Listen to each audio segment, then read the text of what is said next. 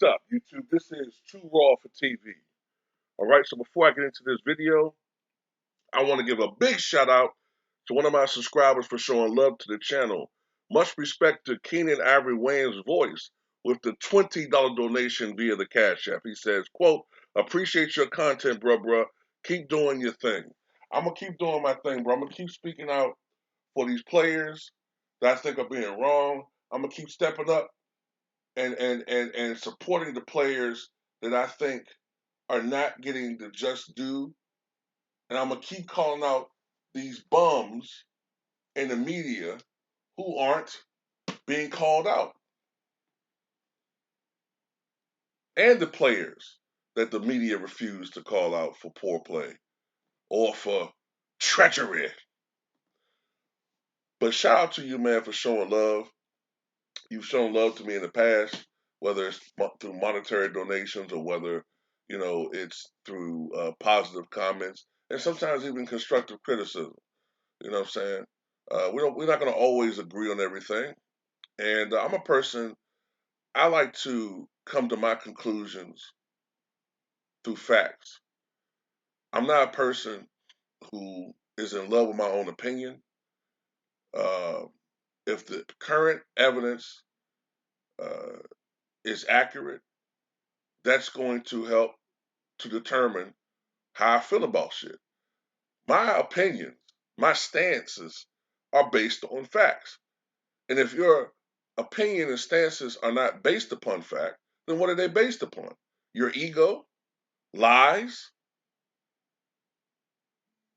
You know what I'm saying? What do you base your opinions on? So, shout out to everybody that has shown love to me over the years, and to anybody that wants to show love to Too Raw for TV, aka Too Raw for Sports. You can do so in the links in the description box below, via the PayPal or the Cash App, or in the pinned comment in the comment section. Now, I want to do an update on this situation. All right. So I was looking at the latest updates as far as the Hall of Fame voting. All right. Now I believe this is going to be publicized. The winners, or I don't know if the right term to use, those who are being inducted, it will be announced January the 25th. All right. However, there are a small sample of voters whose votes have been publicized, about a third. And if you're a person who believes that Roger Clemens and Barry Bonds should be in the Hall of Fame, then you have to be encouraged by what you're seeing. Now, only 1/3 of the vote has been publicized, so it's still 2/3 of the vote that we don't know about.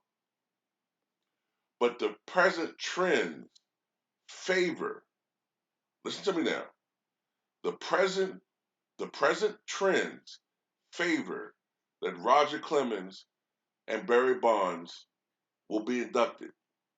It's not a certainty. I don't know if I want to say probability.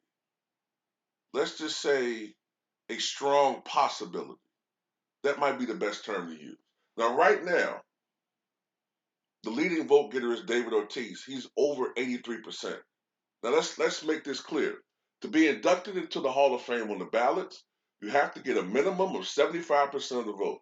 And there's no rounding. You can't get 74.6%, and they're going to round it up. No, you still fall short. If you're 74.9%, you fall short. You have to get 75% on the dot to be inducted into the Hall of Fame. And David Ortiz is the leading vote getter at 83% right now. Second is Barry Bonds at 80.7%.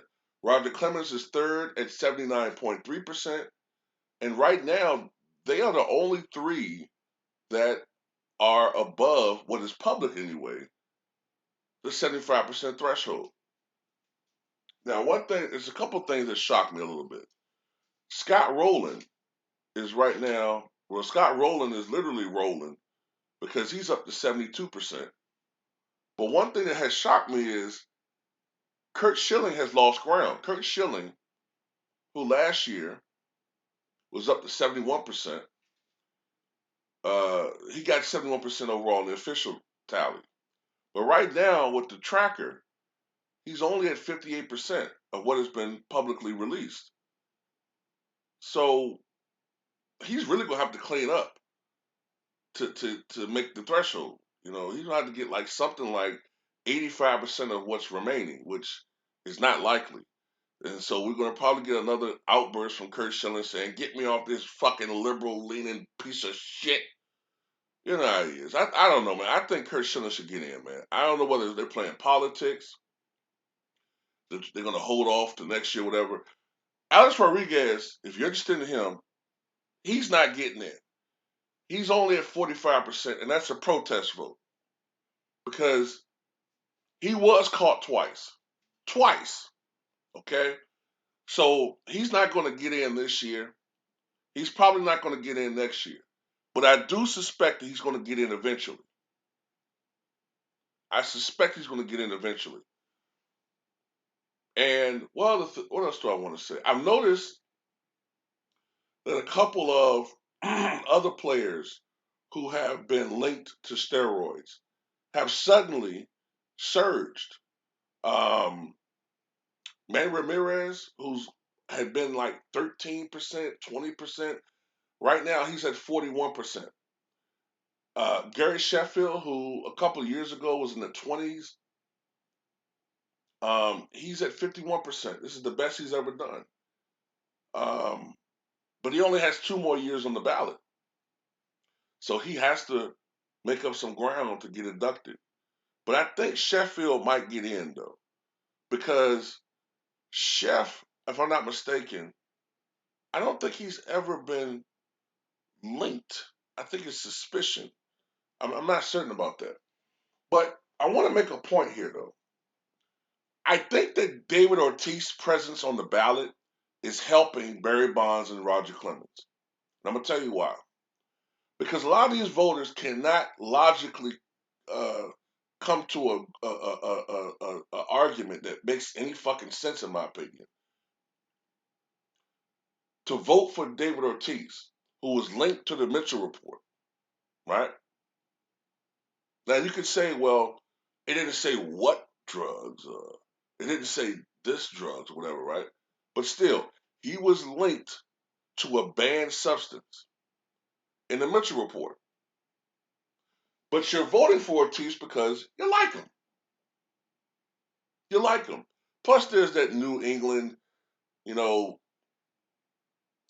Boston, you know. Look, man, a lot of these people who vote, they're journalists, man. A lot of these guys come from that area of the country, New England, Northeast. So there's a bias there.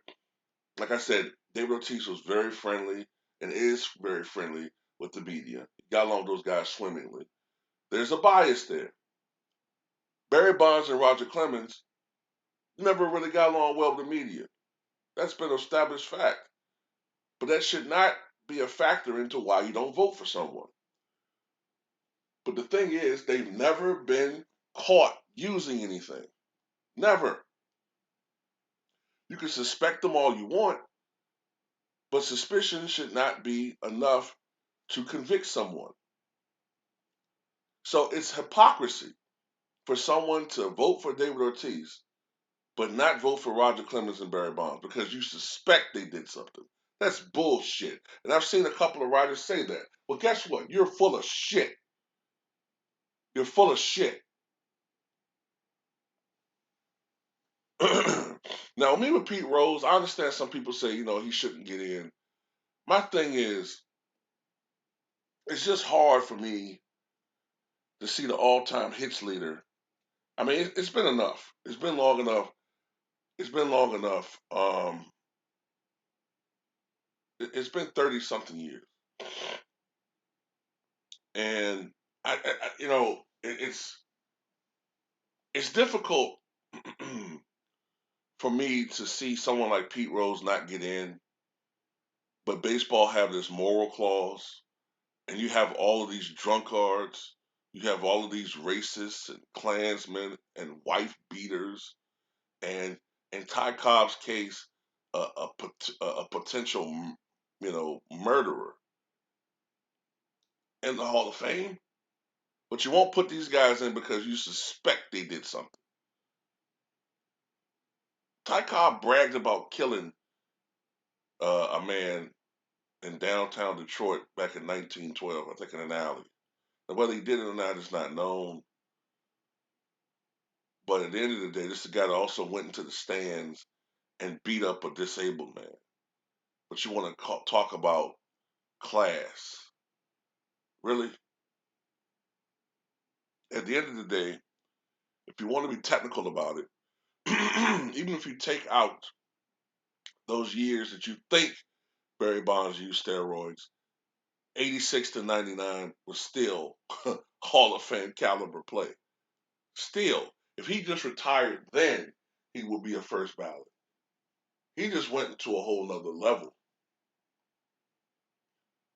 You know, if you want to stigmatize him for never winning the World Series, then do the same thing to Ted Williams. Ted Williams never won a World Series, never came close to winning a World Series, if I'm not mistaken.